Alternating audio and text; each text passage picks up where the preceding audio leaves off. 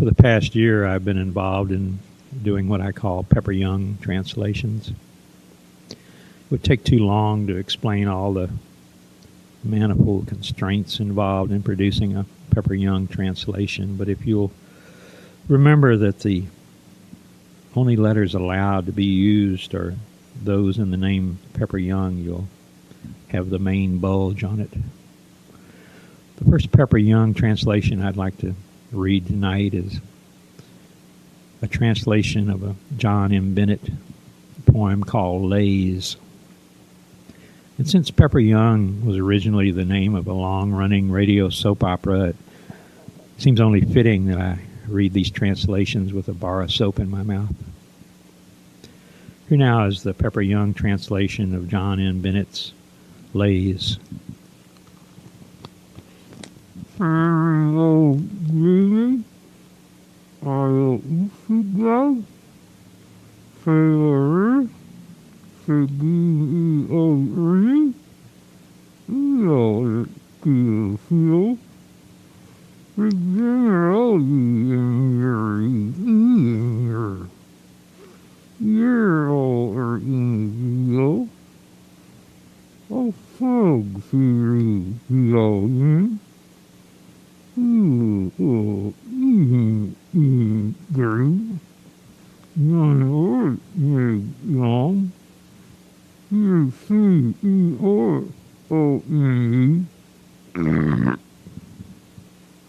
of my favorite poets is Rupert Wondolowski, and the next poem I've translated into Pepper Young language is from Rupert's new book, The Whispering of Ice Cubes.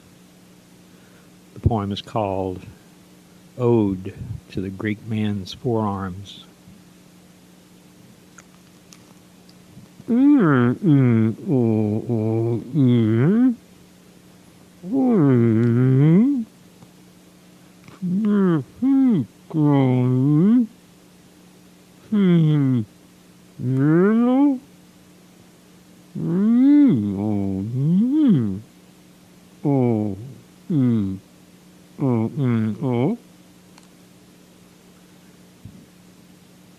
These next Pepper Young translations are all translations of my own work. The first is from a poem called The Wind is My Enemy. Oh, Lord, the Greek, the Feel,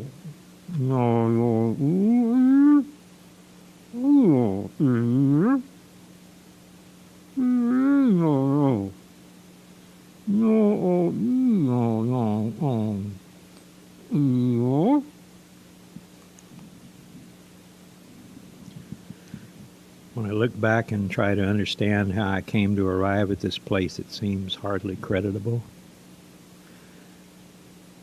Here's a Pepper Young translation of a poem of mine entitled, Oh, Where Are You Tonight, Busty Gobbler?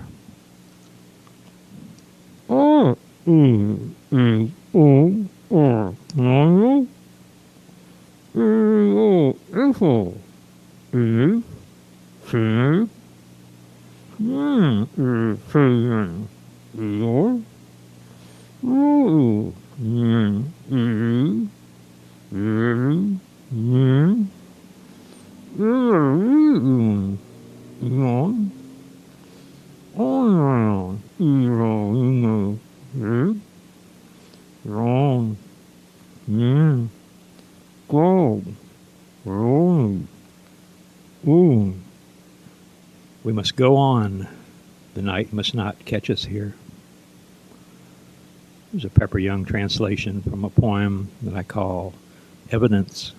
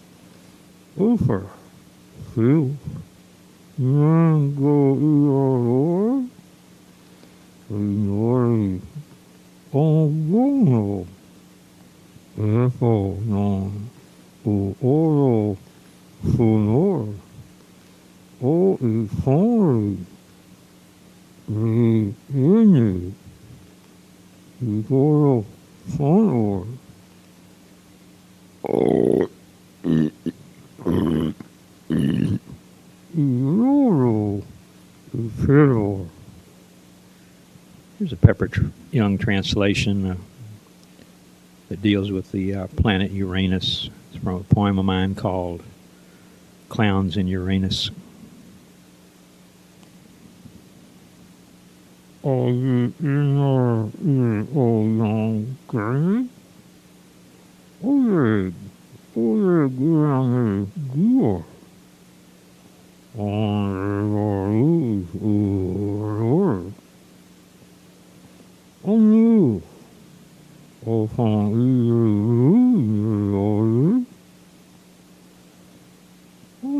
you.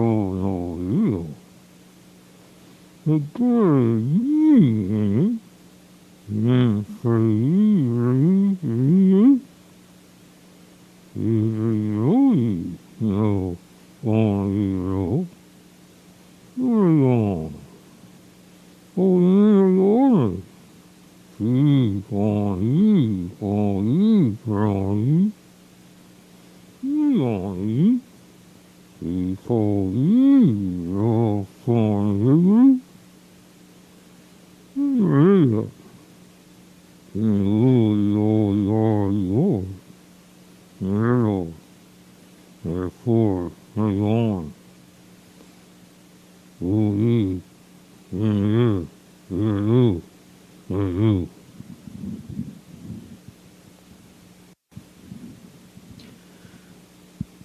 The great purple dream is lying on the bottom of a shallow sea. The water is only about 80 feet deep. This poem is called Any Railings? Oh, no. Oh, you don't know. Very good. One. Perhaps it is no. Good pull on. Is on. Is open. Oh, is oh, is another on the revolution. There is on phone. Right. Oh, in the earth. Oh,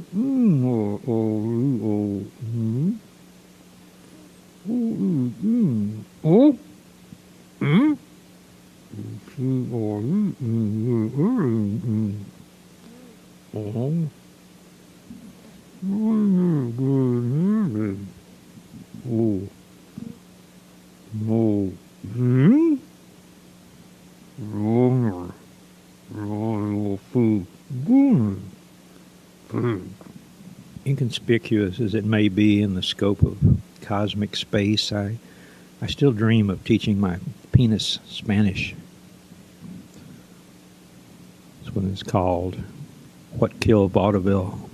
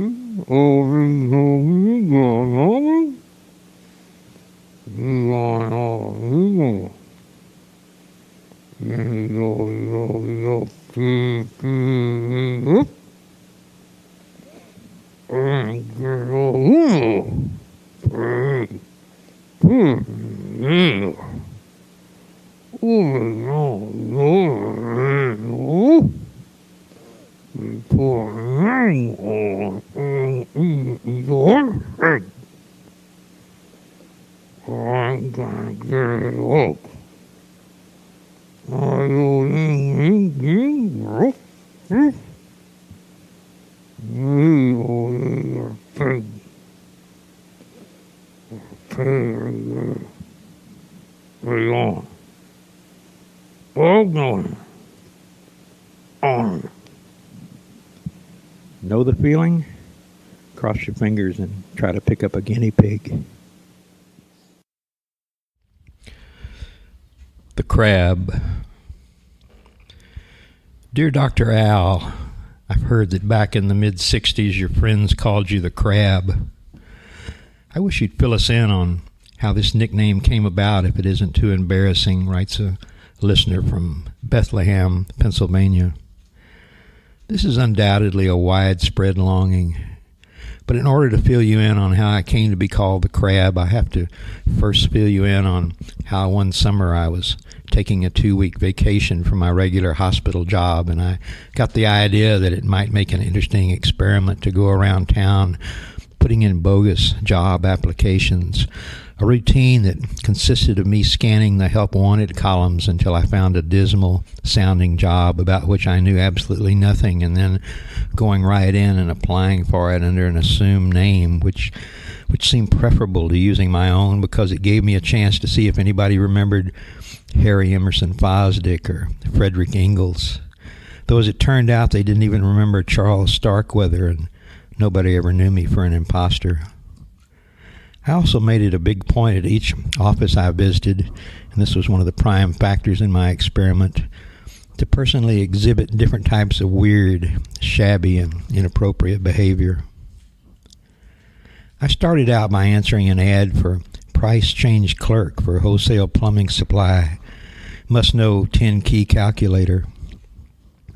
This seemed made to order for my first venture into the realm of bogus job hunting because I was completely in the dark as to what a price change clerk might be, and I knew no more about the 10-key calculator than does Emily Fusselman's rabbit.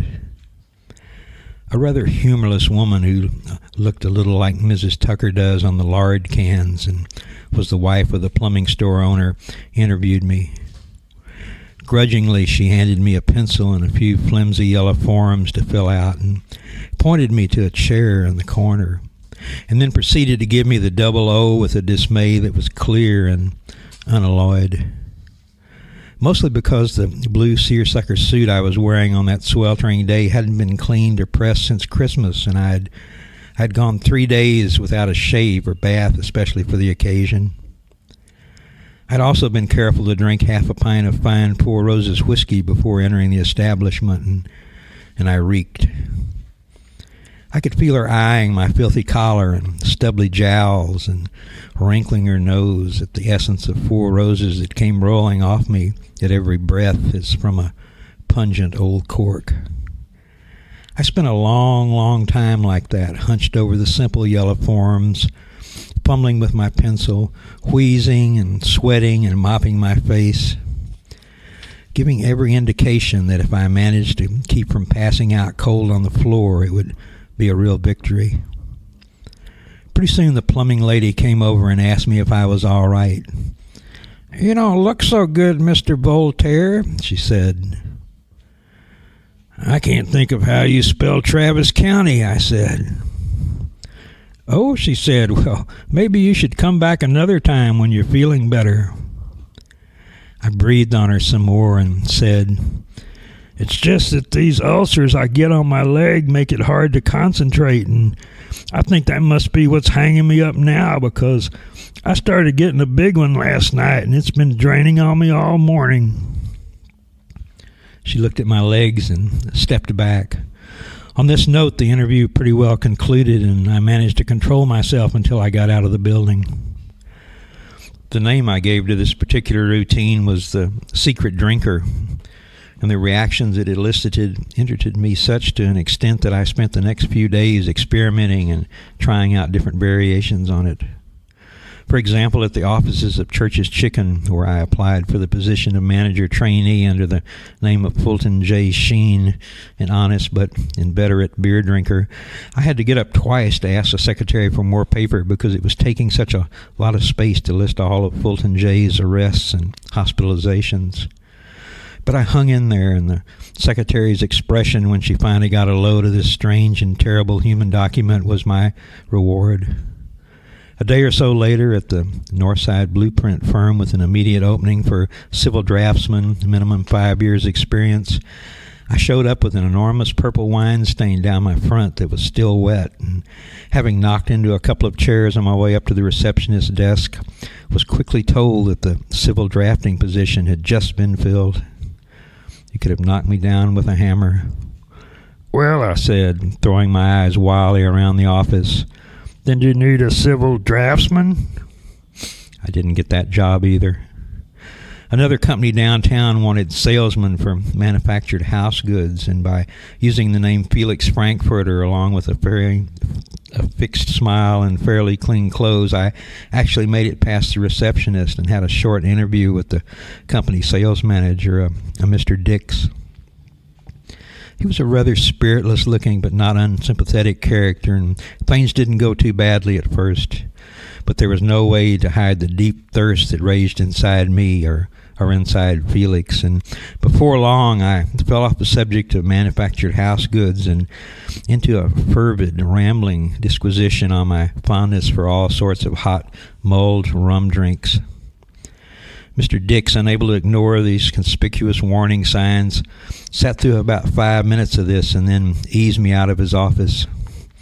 "Honey," I told him at the door, "remember to sweeten the rum drink with 6 tablespoons of honey." He promised he would.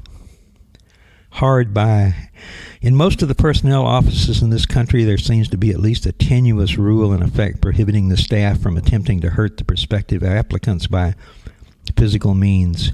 But there is no law against low psychology, and many humiliating tricks are employed successfully to make the job hunter feel like a little gob of spit. So it was a heady sensation indeed for me to feel that I was, at least for the moment, turning the tables on this age-old vassalage, and I was coming out of these encounters higher than a kite, already leaping ahead in my mind to the next office and concocting new routines right and left. The shouter, the aggrieved epileptic, active TB, the lonely nose-picker of Avalon, freaky deaky. I had hopes I might try out each and every one of these promising routines before my 2-week vacation was up, but this was not to be. And as it worked out, I only got to spring the shouter on them. This was at a downtown savings and loan where the assistant manager, who resembled Ken of Ken and Barbie fame and wore lavender-tinted aviators and white suede loafers with little gold links on them, called me into his office after an interminable wait and interviewed me for the position of retail banking specialist. I was wearing my best suit and had spruced myself up considerably for this one. Under the name of Benedict Dutch Spinoza, I answered his questions in a nebulous way, making sure that with every sentence I uttered, my voice crept up the scale and became louder. Toward the end, I was frankly shouting. This alarming and cracked brain increase in volume was accomplished in such gradual stages that I don't think he was ever precisely aware of what was going on or even where we'd left the tracks. I might have kept it up indefinitely until my voice failed or I burst a blood vessel, but the mystified, fidgety, discomfited look on his face was too much for me, and I lost it. Laughing hysterically like a hyena, I had to jump up and run out of there fast. That was when it happened. Outside on the street, my own gales of hilarity distracted me so that I stepped right in the path of an oncoming truck and got clipped. I wound up with a mild concussion and 2 broken arms. Editor's note: the awful, implacable gods of mercantile are not lightly mocked. And so, with a cast on each arm, bent at the elbows, and crooked out in front of me awkwardly way for the next couple of months, it was inevitable that my friends should take to calling me the Crab. Hello, poetry lovers. The next one's been a big favorite.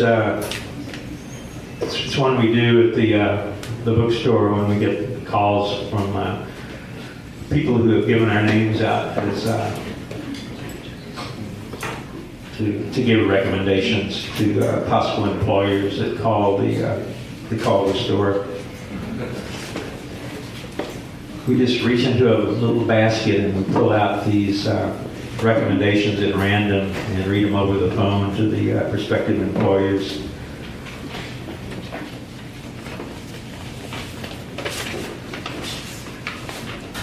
It's called the John Eaton recommendations. Number 1. Yes, I'd be glad to give John Eaton a recommendation. He worked here 3 years and he was a fine young man, an ideal employee. If it were possible for him to walk in here today and opening suited his qualifications, I'd remember little gauzy winged things fascinated him and vice versa. He worked here 3 or 4 days, but I don't remember actually when it was. He had $18 when he left here. You speak English quite well. Do you like American men? Now, if you'll excuse me, I have to dart around and make a hole in the sky. 2. Yes, I'd be glad to give John Eaton a recommendation. He worked here 68 years. Do you like American men? I remember John Eaton and his vast library of pornography. He always said there was a sensation of heat which penetrated into his very vitals whenever he grappled at a tavern or nightclub with another pornographer in homage to his lord and master, the Prince of Darkness. 3. Yes, I'd be more than happy to give John Eaton a recommendation. He had a fine record, high scores on every sort of test, several commendations from his superiors, used to keep us all in stitches with his tales about exploring Louisiana with LaSalle. I remember he had a thing about smoking cigarettes on a toothpick. Whatever charm can be said to be, he told us plenty of times. Now, if you'll excuse me, I have to go strum a few heads for Uncle Sam. 4. John Eaton was never what you'd call a regular employee, or like somebody who drifted in one day and started talking about starting a detective agency on company time. He'd go on about it for hours. I remember how he'd often get to blinking and sputtering and speak of being able to master any task because his mind and eyes were trained to grasp a picture in 1/10 of the normal time. Who'd you say? John Eaton? I remember he had some sort of scabby wasting sickness but was just as brave as could be about it. Always tried to pass it off as the result of excessive involvement in Weight Watchers. Now, if you'll excuse me, I have to go mess with the concept of time. 5. Yes, I'd be glad to give John Eaton a recommendation. He worked here 6 weeks, and it was regrettable that we no longer had a niche in which to fit him, but he was strictly a victim of communist witch hunts. Have you ever been afraid of dying? I remember John Eaton standing at the water cooler for quite long periods every day, sometimes for hours, and he'd be patting his groin area and winking as he hailed each one of us and asked how we'd like to drink from a cup that was never empty.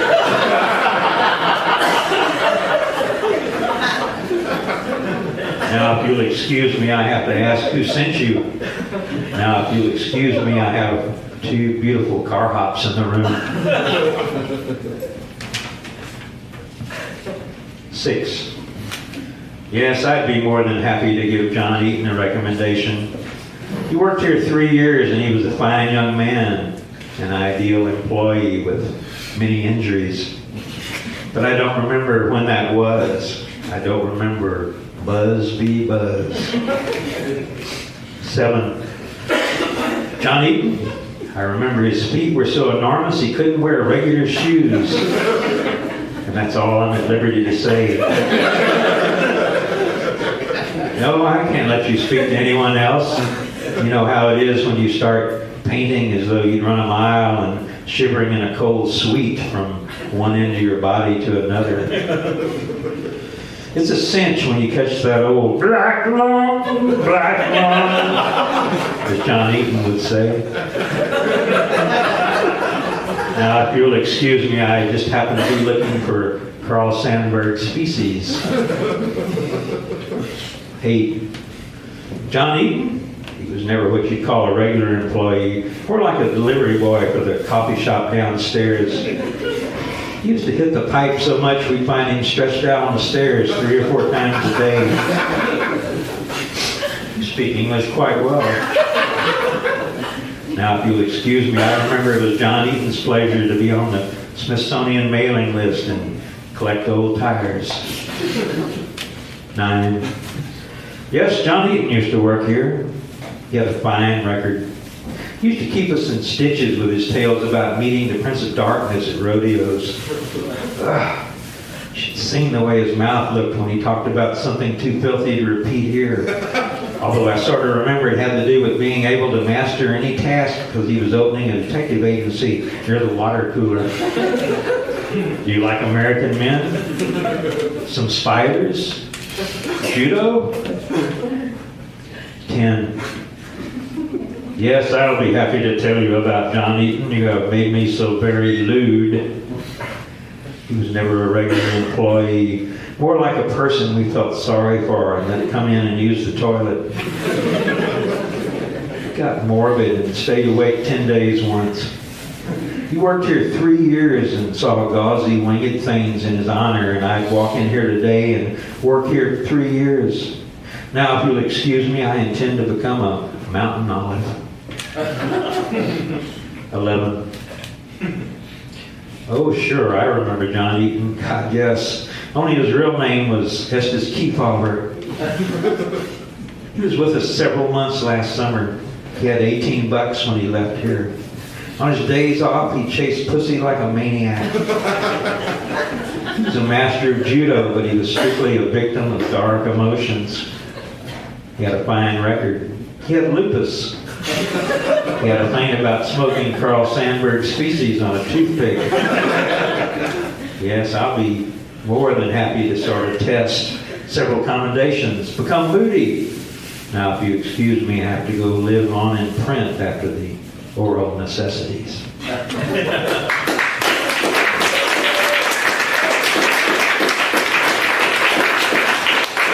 This last one is going to be something of an extravaganza, so it's going to be Blaster and the Blasterites doing a poem that's dedicated to Gobbling.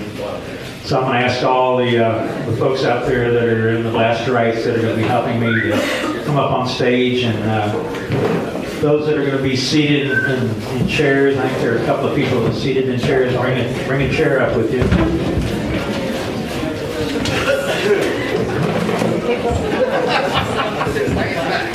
River won't do it if I'm doing it. Damn, too much talent on this thing.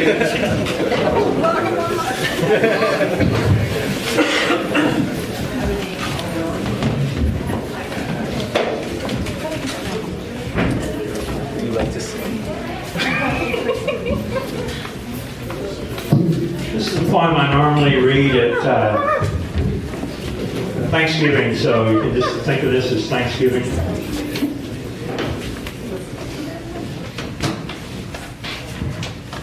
Instructions to the Blasterites will be that when you see my arm go up like this, start your parts, and when you see my arm go up the second time, if you can see that far, stop.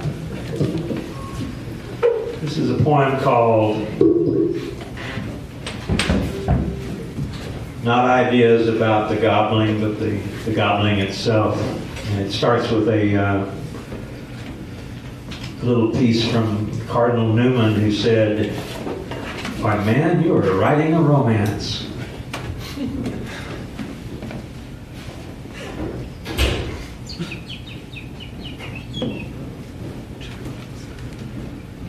All this gobbling, it's a major throat, creating a merger of science and the religious perspective, and hence raises the question of preacherliness and much out-to-lunch gobbling. Have you ever thought about gobbling for money?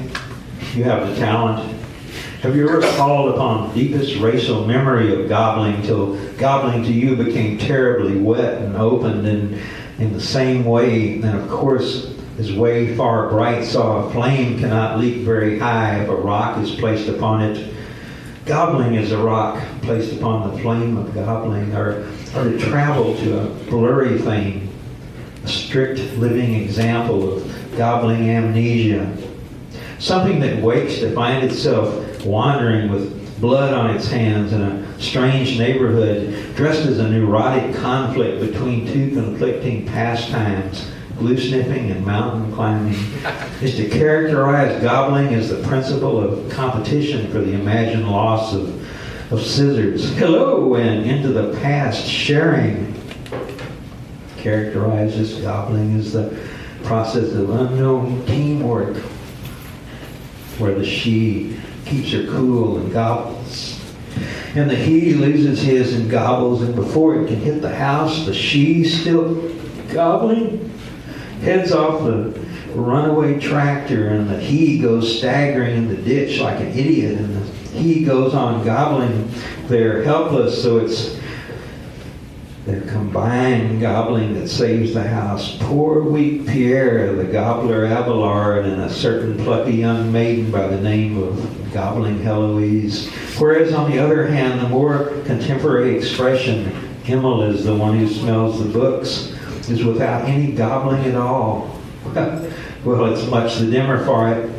Dimmer even than your dad's creamed waistbag void in action, using rabbit fur but no discernible gobbling, part of the magic act he did for children's birthday parties until the PTA stopped him. Scranton, dipsomania!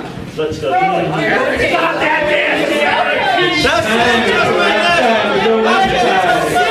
gobbling shamefacedly, like this to admit just not gobbling at sea. Well, that's what they call that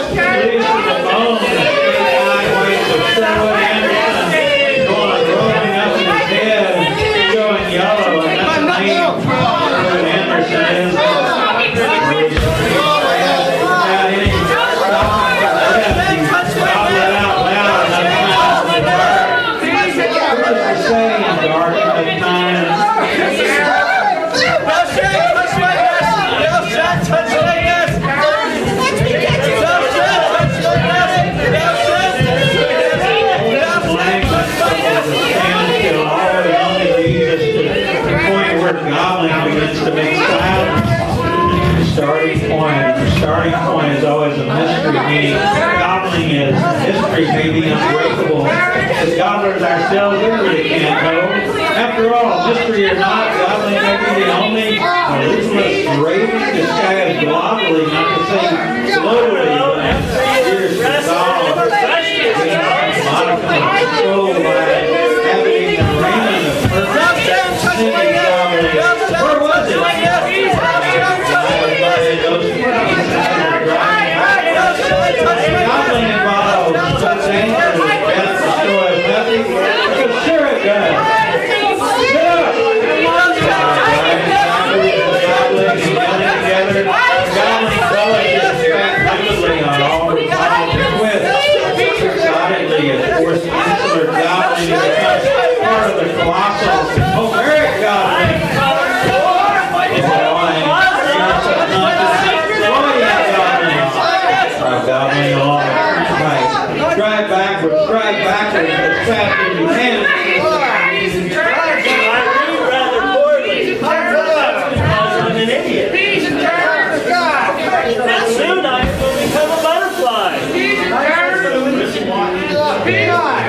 Readiness in your head and ears. If you're hallucinating, let's go do it. It would be like entering the foyer of a roadhouse on Thanksgiving afternoon.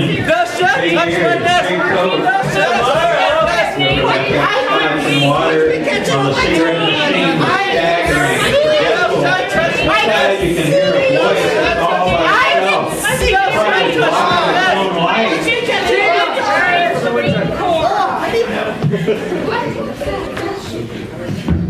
It's just a tuneless sort of humming at first, and then it starts vocalizing not well. The torch song called "I Shall Gobble at You Presently, My Dear." I shall gobble at you presently, my dear. So make the most of this, your own little gobbling, your little gobbles, your little half-a-gobbles, ere I forget to gobble or die gobbling or move away gobbling. And we are done forever gobbling by and by. I shall gobble at you as I said, but now, if you gobble at me with your loveliest gobble, I will gobble at you with my favorite gobble. I would indeed that gobbling were longer lived, and gobbles were not so brittle as they are. But so it is, and gobbling has contrived to gobble on without a break thus far. Whether or not we find that we are gobbling is idle, gobblingly speaking. Oh, it will be as if the spirit of gobbling itself came in and swept around. That's right. It will be as though something like Loretta Young came in and swept around the room, gobbling preciously like the demands of some spoiled colostomy pouch, intractable to normal phone and taxi travel, when you were gobbling there yourself in the room where the 6 gobblers had been.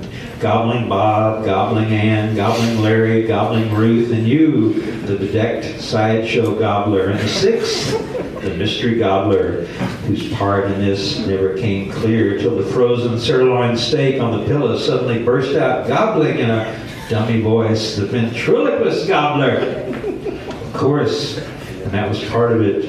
The ventriloquist gobbler crouching behind the drapes, throwing his voice while the sirloin steak lay on the pillow and dripped and gobbled out this pathetic routine at you as though you were family attending its deathbed gobble scene. I presume that you, my dear ones, do not at all remember, or remember hardly at all, the highly important period of your existence which anteceded your birth and which transpired in your mother's womb. But yes, I remember this period as though it were yesterday. So I quit my job yesterday and went down to the corner for a beer at Red Man's Tavern. There as I half dozed in my usual crouch at the back table near the bumper pool, and the voices and the liquid sounds of the tavern mixed themselves with my own vague mental impressions. The pre-uterine memories continued to flow and double back on me both ways, like the gurgling reportedly heard by Marie Le Breton on Low Sunday, April 12th, and 12:49, when she was standing among the marigolds watching the animals jump in the park and listening to her own stomach gurgle its hunger up at her, and a large man dressed in black whom she did not know came through the animals and marigolds right up to her and asked, among other things, if she would care to watch him smoke a cigarette with his navel. He said, naval action like death sent down to the very bricks is always the symbol of the retreating waters, said the man in black, hearing Marie Le Breton's stomach gurgle. To which she responded that actually, if the truth be known, she would much rather he wipe a big sirloin steak on her butt. But what? Asked the sirloin steak on the pillow. This dummy voice sounded querulous more than a little peeved. He started to ask the question again, but what one does not know at any rate comes to ask the question again, but what one does not at any rate come to ask the question again, know in time, one is the last to know at the time, so the steak's questions became less pointed, and at that very moment, a second runaway tractor hit the house. What was this story's relationship to gobbling? Thou shalt touch my nest. Thou shalt touch my nest.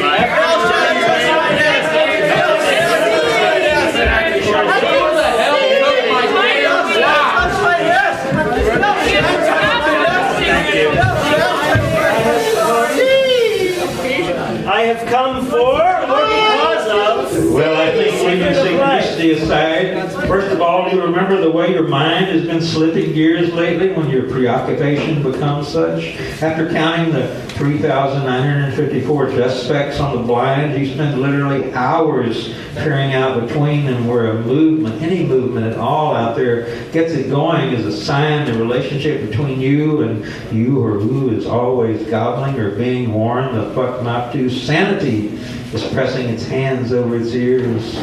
Semi-canal is lining up.